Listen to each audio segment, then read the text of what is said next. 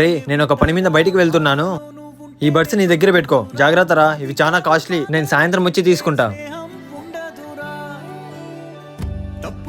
ఎంతసేపు రా వచ్చేకి? చాలా సేపటి నుంచి వెయిట్ చేస్తున్నా. ఇప్పుడు వచ్చినా కదరా, అవన్నీ వదిలే, బడ్స్ ఇవ్వు.